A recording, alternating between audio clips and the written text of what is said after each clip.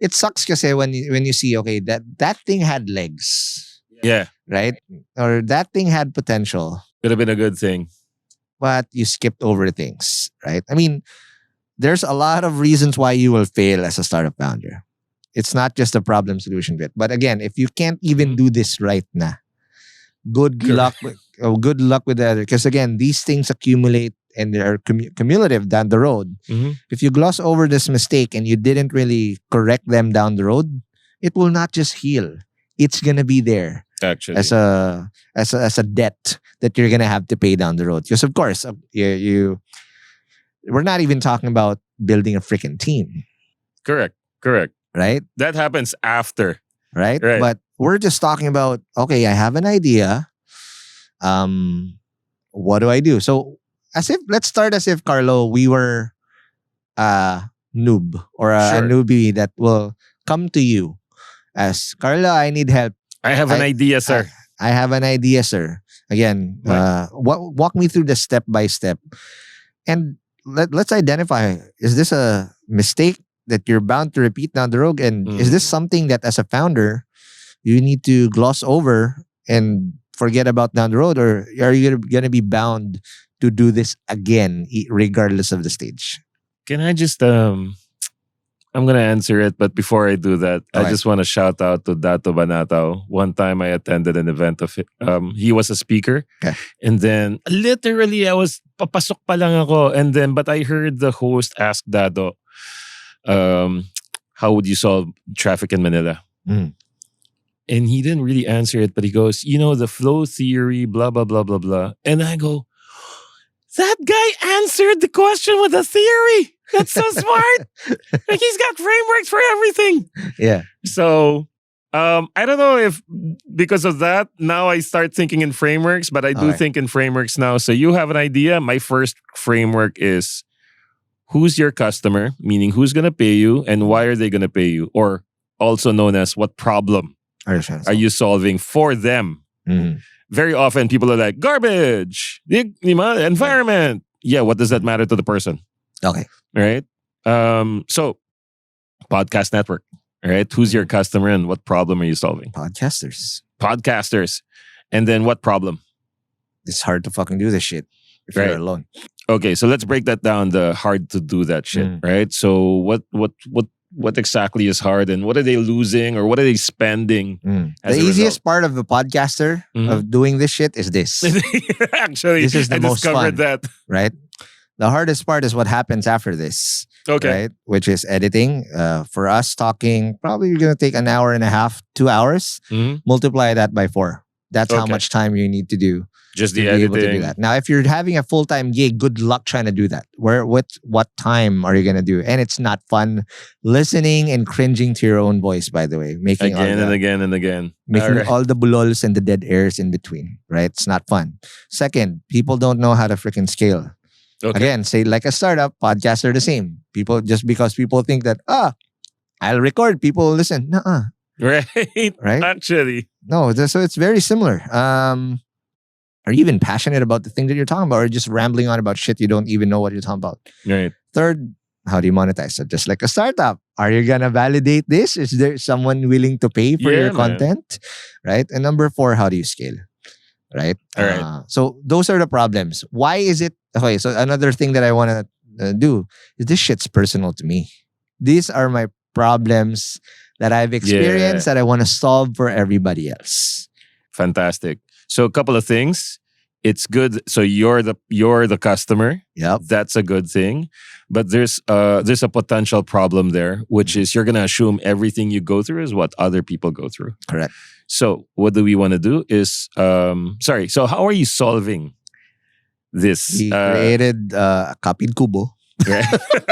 Okay. I copied Kubo and basically created an ecosystem where, Like an incubator model. incubator model to solve all of the above, technically. All right.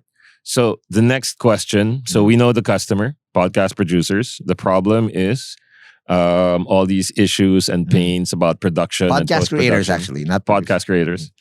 And then the solution is an incubator. Yep. Yeah.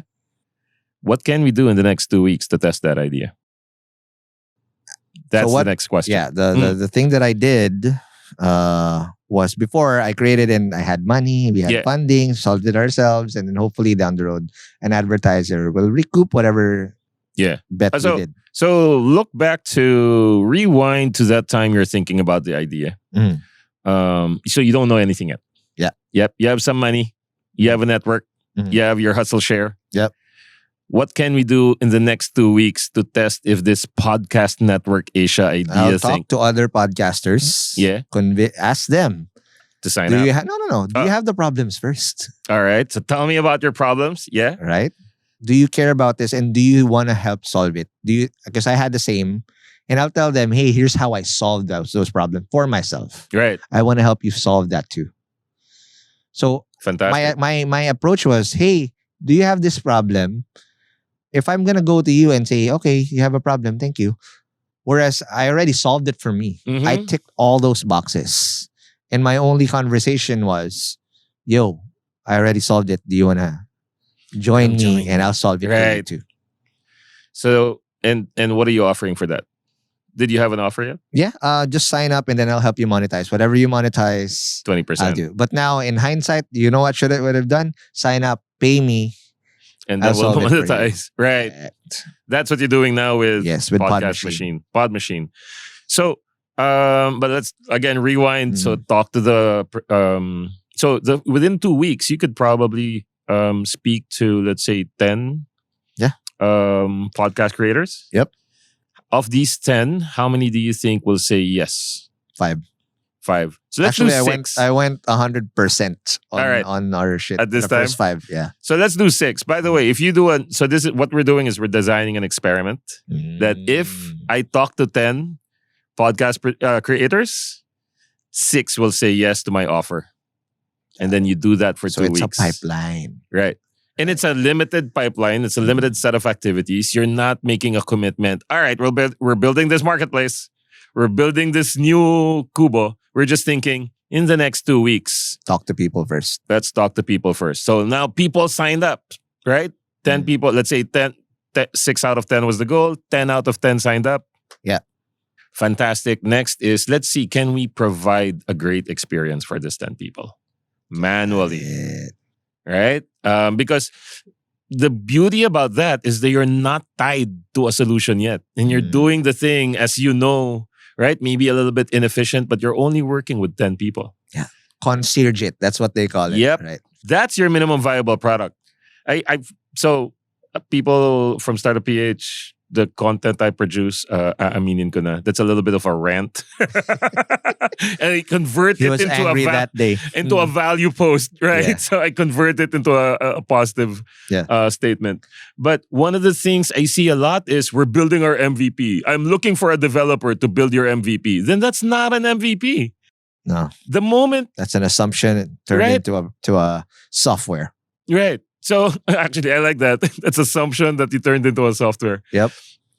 So when you're building an MVP, it's no code or it's low code. It's WordPress at the most, maybe with a little sign up page. Yep. But if you need a developer, you are now in product building mode, right? That shit's expensive. Yeah, I recommend that is 100 or 1,000 customers and beyond. Correct. Under 1,000, there's a lot of things. Bubble.io Correct. is another thing, right? So 2 weeks, you do that, they sign up. Another 2 weeks, all right, let's onboard them, right? Let's see, are we able to create a great experience? And then after 2 weeks, let's just say, of the 10, only 4 were onboarded. The other 6, for some reason or the other, they were busy. They didn't, whatever. Mm. All right, let's analyze that. That's a fail. Congratulations. Mhm. What happened? You might find that, okay, turns out these 6 people that didn't show up for the onboarding are the people that you offered free. And then the 4 are the ones that paid, and they're the ones that are running after you. All right, new rule. No more free. Right. Right? So that's generally what you want to do from a sales perspective and from a validation perspective. Ultimately, if you're not able to make the sale, then the startup is not something you should be pursuing. You don't have a business. You don't have a product. Exactly. The ultimate validation over if this is something that not how many partnerships, how many MOAs you sign, how many people that sign up, how many people pay. Yep. right? Because Yep. at the end of the day, that should scale along with your growth.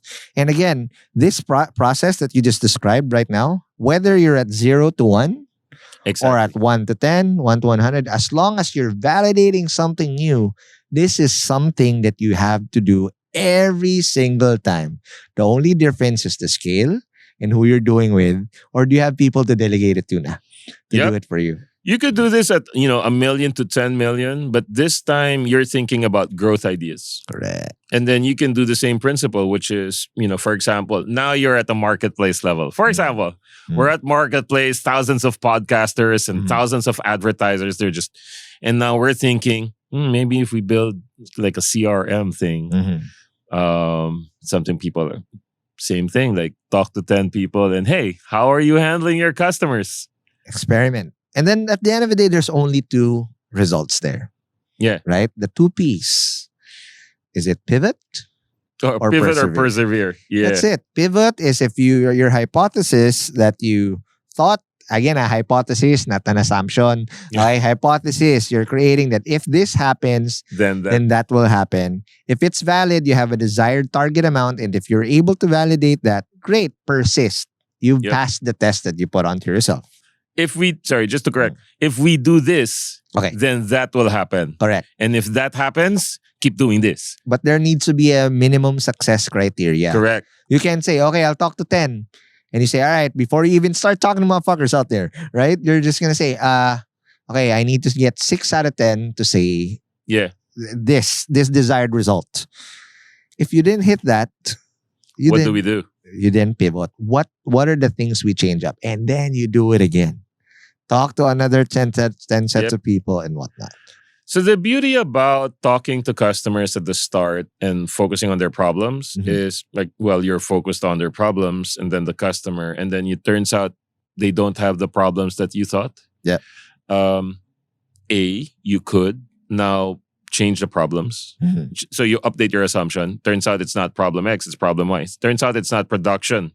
That's the issue. It's marketing. Correct. For example, right? Okay. So now maybe the solution is going to be different. Maybe the offer is going to be different, or maybe the pricing is going to be different. So all those are pivots. But again, because you haven't fixed on anything yet, then it's easy to make these changes. And that's another reason why you don't want to build the product yet. Right. I've had a startup founder tell me, oh, we can't do that. Why? Because my system doesn't allow me. Then throw your system out because your customers need something else. Right? Your goal is not to feed people into the system. Your goal is for your software to help the people. And guys, I just want to remind you, I don't care what stage you are, right? As a founder, the very enemy that you have is your ego. Okay? The amount of time or the amount of things you tell yourself you won't do because you think you're too good for it is the amount of handicaps that you put on your startup because you yourself are not willing to do it. Amen. As a founder, it's your responsibility to pave the way because you can't tell your team to jump out of the ship if you yourself won't do it. Thank you so much for watching Hustleshare on YouTube. If you like this video, please don't forget to like, comment, and subscribe to this channel to get more content like this. And to get the full audio episodes of Hustleshare and Founders Only, subscribe to our podcasts at Spotify, Apple Podcasts, or wherever you get your podcasts.